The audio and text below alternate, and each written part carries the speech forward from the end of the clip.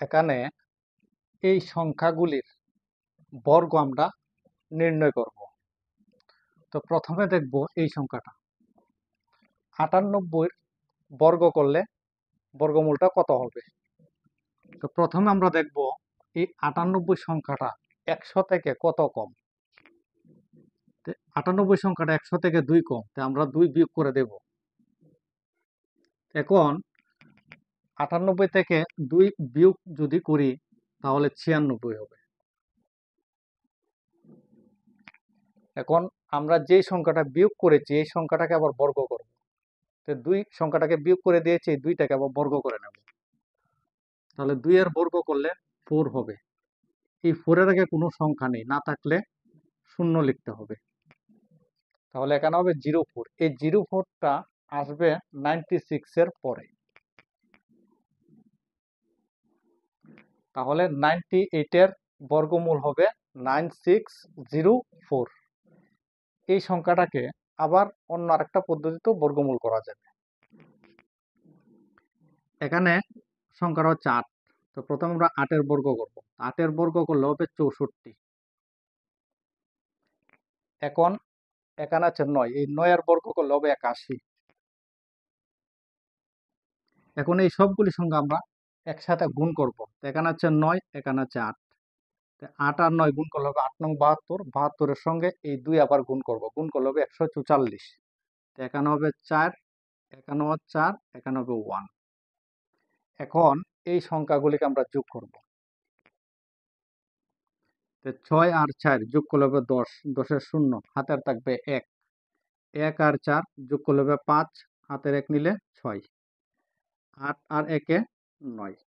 তাহলে সংখ্যাটার বর্গমূল হবে 9604। তো এই সংখ্যাটা হচ্ছে 100 থেকে ছোট। যদি সংখ্যাটি 100 থেকে বড় হয় তাহলে আমরা কিভাবে বর্গ করব। তো এই সংখ্যাটা হচ্ছে 100 থেকে বড়, তো বড় হলে আমরা কিভাবে করব। এখন দেখব এই সংখ্যাটা 100 থেকে কত বড়। তো এখানে সংখ্যাটা হচ্ছে 102। তো সংখ্যাটা 100 থেকে 2 বড়, মানে 2 বেশি। তাহলে 2 আমরা যোগ করব। 102 এর সঙ্গে যদি আমরা 2 যোগ করি তাহলে এখানে হবে 104।